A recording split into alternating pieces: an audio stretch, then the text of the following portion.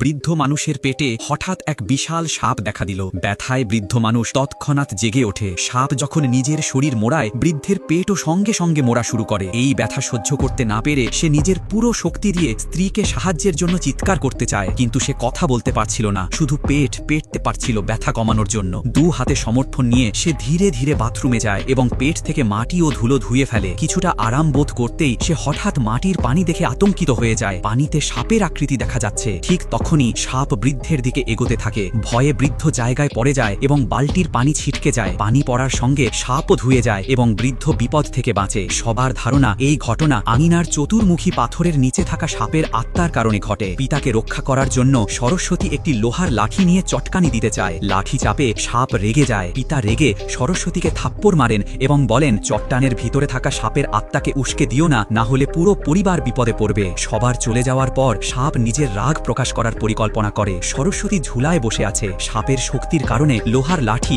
ধীরে ধীরে গুহার ভিতর থেকে বেরিয়ে